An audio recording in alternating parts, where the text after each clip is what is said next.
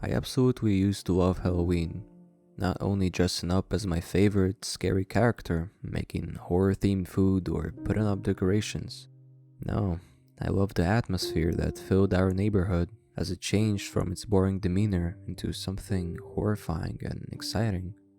My neighbor and best friend, Mark, was an even bigger fanatic than myself.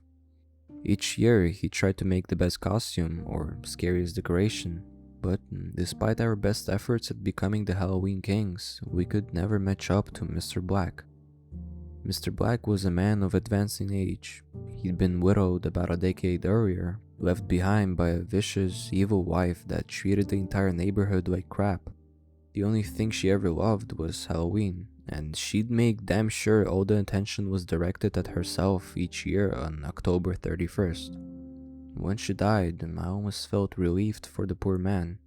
Still, for no reasons beyond my comprehension, he decided to keep his abusive wife's tradition alive. Each year, he'd come up with the most gruesome display of nightmare-inducing decoration. His entire house would be transformed into one of absolute mind-bending horror. He'd build a pool of blood in his garden, or he'd cover the entire house with cobwebs, unleashing a horde of spiders just to prove that he could. It was as beautiful as it was disgusting. How he constantly managed to outdo himself brought great joy to the rest of the neighborhood. Unfortunately, Mark couldn't stand it. He's a damn attention seeker. Always has to be in the spotlight. Every fucking Halloween. For years, Mark had tried to outdo Mr. Black. He'd spent thousands of dollars in preparation, planning for months ahead of time, only to be blown out of the water by Mr. Black. What was even weirder was that each time it would only take Mr. Black a day to set everything up, which enraged Mark beyond anything else in life. In 2017, Mark even resorted to renting animatronics that resembled crawling corpses. He littered his yard with the things, letting them scream and pull themselves around. He was so confident that year, and even as the 30th of October rolled around, Mr. Black still hadn't put up any decorations. When we went to work the next day, on Halloween itself, Mark was beyond himself with joy. He'd finally done it, and he just wouldn't shut up about it. It wasn't until we got home later that day before we saw the horrors taking place in Mr. Black's front yard. In the span of 8 hours, he turned it into a literal graveyard. Muffled screams were coming up from the ground, with bells that were attached to the strings, leading to buried coffins. They rang as people gathered around, in awe from the sight. Those brave enough to traverse his yard were invited inside for a tour. Mark and I joined, and quickly realized that Mark's pathetic animatronics were nothing in comparison, because inside the living room, Mr. Black had created a makeshift morgue, full on with mortuary refrigerators that rumbled around as if people were trapped inside. Mark was pissed. He couldn't believe it, and to be fair, neither could I. He swore then that he'd figure out how the hell Mr. Black managed to pull off these incredible feats each and every year at such an advancing age and without any help. How does he do it? Have you ever seen any trucks or worksmen around his house? Mark asked. I chuckled. Nah, but come on, he's retired. He probably gets it done while we're at work. Still, Mark didn't believe it. That guy is up to something. Next year I'm gonna stay at home and figure it out. A year passed, and Mark actually remained true to his word. On the 31st of October, 2018, he called in sick to work. I sighed once I found out, surprised at how seriously he was taking it. Then, at around noon, I got a frantic and excited voice message from Mark. I knew it. I freaking knew it. You won't believe what I just found. Mr. Black is a depraved monster. I'm gonna call the...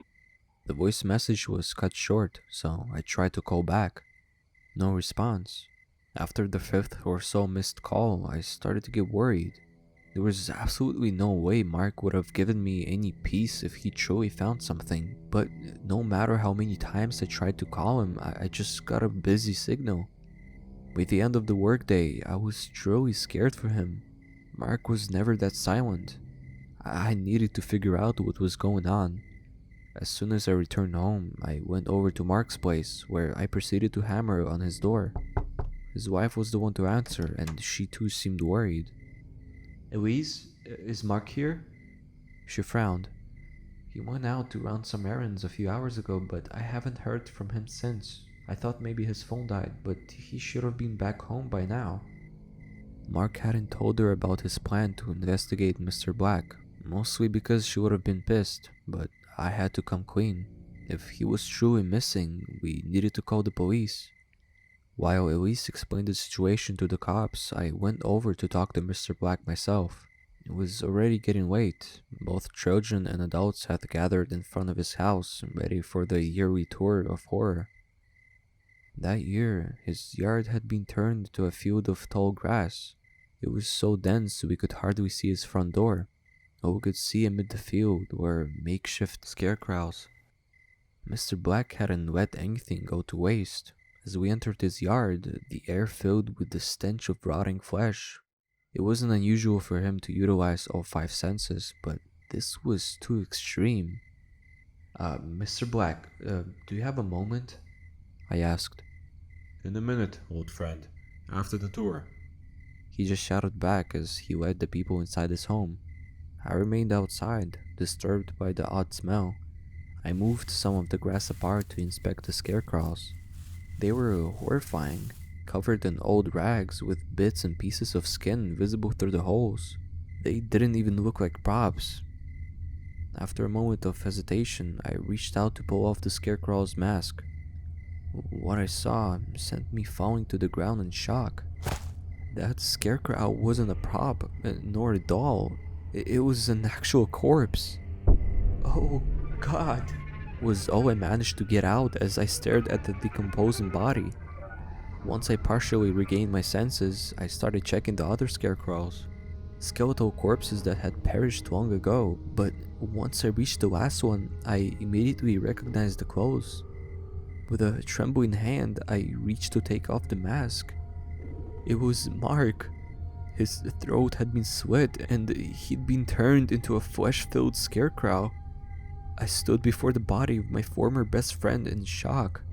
All these years, Mr. Black had created what seemed like impossibly realistic decorations. It had been all real. The blood, the cadavers, the screaming. We'd all been oblivious to it.